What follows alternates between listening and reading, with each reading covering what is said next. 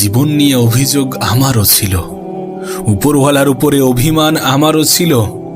তারপর হঠাৎ করে এক রাতে স্বপ্ন এলো, দেখলাম আমার থেকেও কম বয়সী কত মানুষ জীবন হারালো। কত মানুষ নিঃস্ব হওয়া সত্ত্বেও উপরওয়ালাকে অভিযোগ করার পরিবর্তে তার প্রশংসা করল। হঠাৎই ছোট্ট শব্দে আমার স্বপ্ন ভাঙল আর সমস্ত অভিযোগ দূর হয়ে গেল। দেখো, এখানে বলার অর্থ একটাই, যে অভিযোগ করার জন্য হাজারো কারণ আছে, হাজারো কারণ থাকে, হাজারো কারণ থাকবে, কিন্তু এত অভিযোগ করে কি হবে? এত অভিযোগ করে কি হবে এটা তখনই তোমার মনে জাগবে যখন তুমি তোমার আশেপাশের অসহায় মানুষগুলোর দিকে তাকাবে, যখন তুমি দেখবে কত মানুষ শুধুমাত্র বেঁচে থাকার লড়াই করছে, যেখানে আমাদের লড়াইটা সুখে থাকার, যেখানে আমাদের লড়াইটা অন্যের থেকে ভালো থাকার।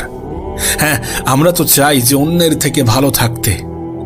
মানুষ কখনো নিজের দুঃখের জন্য কষ্ট পায় না, নিজের খারাপ সিচুয়েশনের জন্য কষ্ট পায় না, কষ্ট পাই অন্যকে ভালো থাকতে দেখে।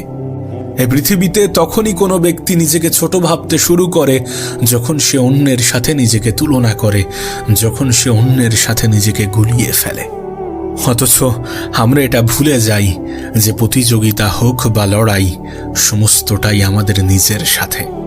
হ্যাঁ, তোমার প্রতিযোগিতা, তোমার লড়াই, তোমার জেদ, সমস্ত কিছুটা তোমার নিজের সাথে, তোমার নিজের উপরে।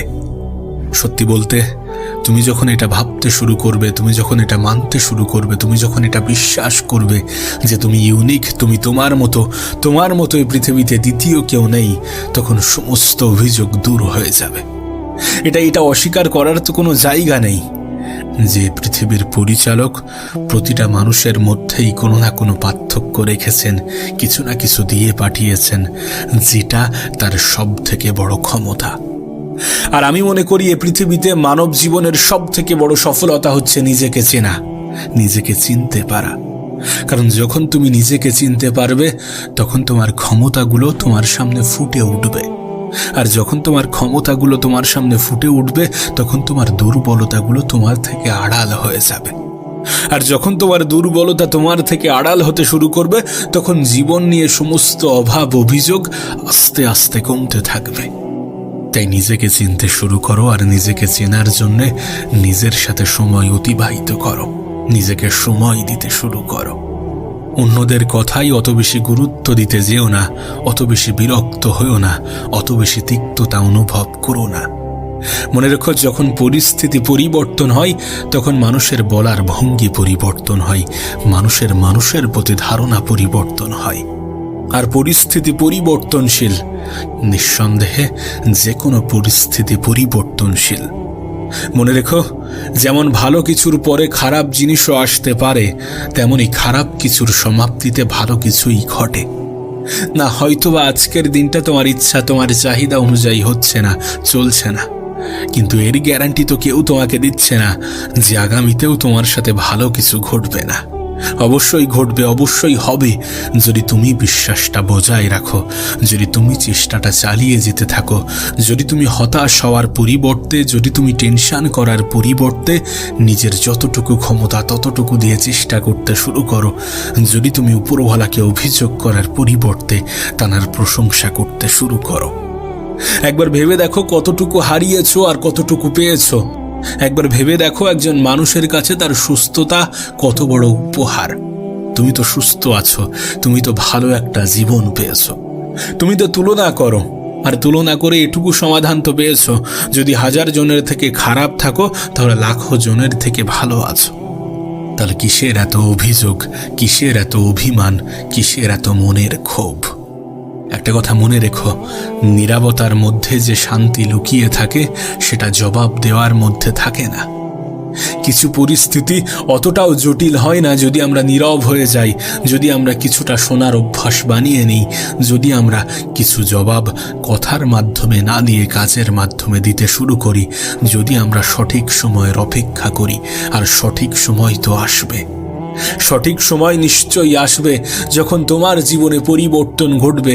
তার জন্য তোমাকে শুধু চেষ্টাটা চালিয়ে যেতে হবে, বিশ্বাসটা ধরে রাখতে হবে নিজের উপরে এবং উপরওয়ালার উপরে।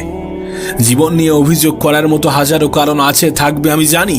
আর আমি এটা বিশ্বাস করি, প্রতিটা মানুষের কাছে আছে হাজারো কারণ আছে কিছু না করার জন্যে, হাজারো কারণ আছে এটা বলার জন্যে যে আজ নয় কাল থেকে শুরু করব, হাজারো কারণ আছে এটা বলার জন্যে যে আমার দ্বারা হবে না, আমি পারবো না। কিন্তু কোনো একটা নির্দিষ্ট কারণই যথেষ্ট, কোনো একটা নির্দিষ্ট কারণই তো মানুষকে মোটিভেট করে, কোনো একটা নির্দিষ্ট ছোট্ট পদক্ষেপই তো মানুষের জীবন পরিবর্তনের কারণ হয়ে থাকে। সেই ছোট্ট সেই নির্দিষ্ট কারণটাকেই গুরুত্ব দিতে শুরু করো। সেটা যে কোনো হতে পারে, সেটা যা কিছু হতে পারে, হতে পারে পারিবারিক সমস্যা, হতে পারে নিজের জীবনের অভাব অনাটন, যা কিছু হতে পারে, হতে পারে কোনো লক্ষ্য, হতে পারে কোনো স্বপ্ন, হতে পারে কোনো অপমানের যোগ্য জবাব, যা কিছু হতে পারে, যেটাই হোক না কেন, যেমনটাই হোক না কেন, সেটাকে মাথায় রেখেই এগিয়ে যেতে শুরু করো, সেটাকেই নিজের লক্ষ্য বানিয়ে ফেলো, আর নিজের লক্ষ্য পূরণের জন্যে নিজের সর্বত্র দিয়ে চেষ্টা করো। দেখো, জীবনের কিছু কিছু মুহূর্তে বদলা নেওয়ার পরিবর্তে বদলে যাওয়াটা গুরুত্বপূর্ণ হয়ে ওঠে। আর বদলে যাওয়া বলতে মানসিকতা মানবিকতার পরিবর্তনকে বোঝাতে চাইছি, চিন্তা ভাবনার পরিবর্তনকে বোঝাতে চাইছি। নিজের চিন্তা ভাবনা পরিবর্তন করতে হবে। তুমি যদি নিজের চিন্তা ভাবনা পরিবর্তন করো তাহলে পৃথিবী সম্বন্ধে তোমার ধারণা পাল্টে যাবে। তুমি যদি নিজের চিন্তা ভাবনা পরিবর্তন করো তাহলে অভাব অভিযোগ এই সমস্ত কিছু তোমার আড়াল হয়ে যাবে, আর প্রকাশ পাবে তোমার ক্ষমতাগুলো, দৃষ্টিগোচর হবে তোমার ক্ষমতাগুলো, যেগুলো তোমাকে আরো বেশি মোটিভেট করবে, যেগুলো তোমার স্বপ্ন পূরণে সব থেকে বেশি সাহায্য করবে। দেখো, আমি এটা মনে করি, আর আমার মনে হয় এটাই বাস্তবতা, যে কারোর অতীতটা খারাপ ছিল তার মানে এমনটা নয় যে তার বর্তমানটাও খারাপ কাটবে, আর কারোর বর্তমানটা খারাপ কাটছে তার মানে এমনটা নয় যে তার ভবিষ্যৎটাও খারাপভাবেই চলতে থাকবে। আমি এটা বিশ্বাস করি যে পৃথিবীতে চোখের পলকে মানুষের জীবন পরিবর্তন হয়ে থাকে যদি উপরওয়ালার ইচ্ছা আর সেই মানুষটার মেহনত একসাথে একত্রিত হয়ে থাকে।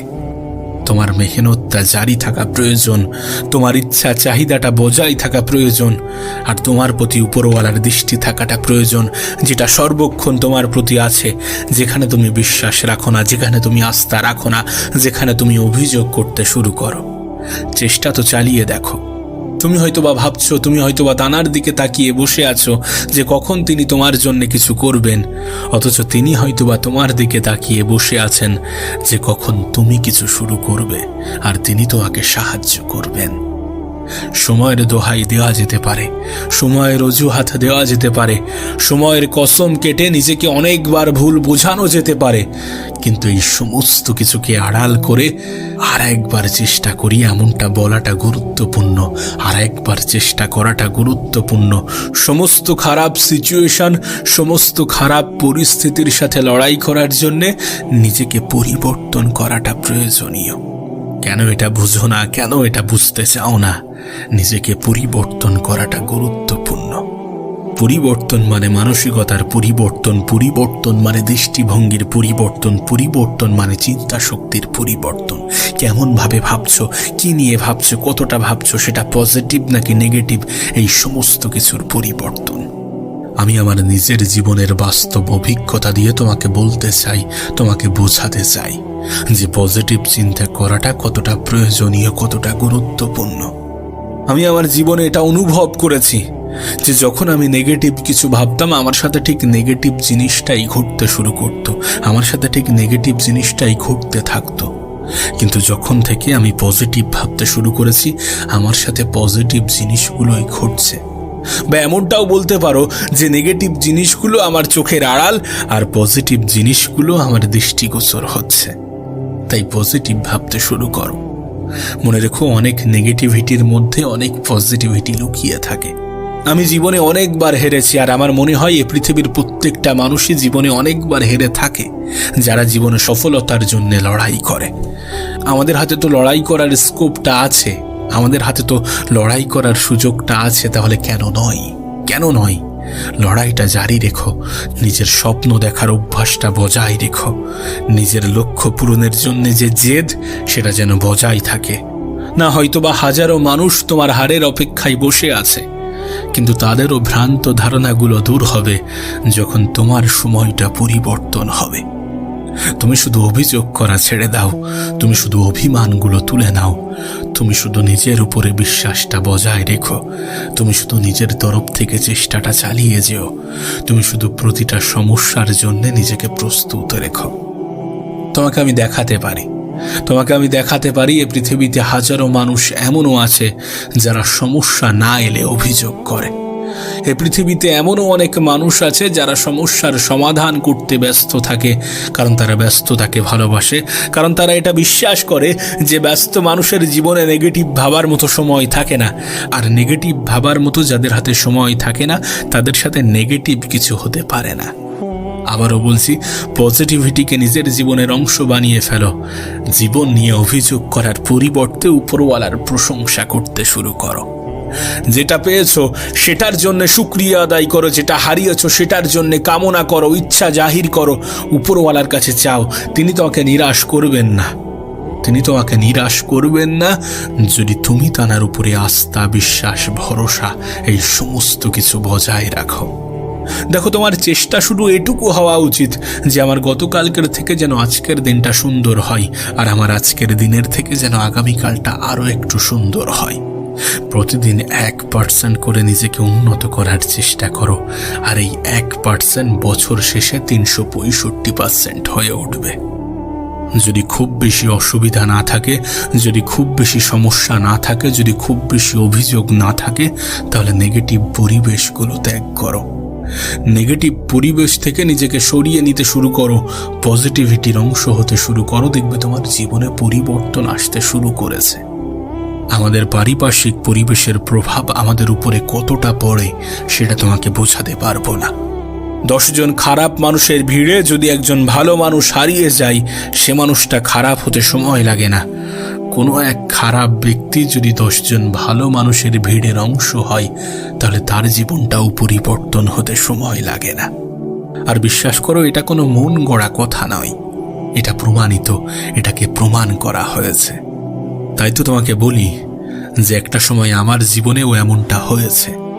জীবন নিয়ে অভিযোগ আমারও ছিল, উপরওয়ালার উপরে অভিমান আমারও ছিল। তারপর হঠাৎ করে কোনো এক রাতে স্বপ্ন এলো, দেখলাম আমার থেকেও কম বয়সী কত মানুষ জীবন হারালো, কত মানুষ নিঃস্ব অসহায় হওয়া সত্ত্বেও অভিযোগ করার পরিবর্তে উপরওয়ালার প্রশংসা করতে শুরু করলো। হঠাৎই ছোট্ট একটা শব্দে আমার স্বপ্ন ভাঙল, আর আমার সমস্ত অভিযোগগুলো দূর হয়ে গেল।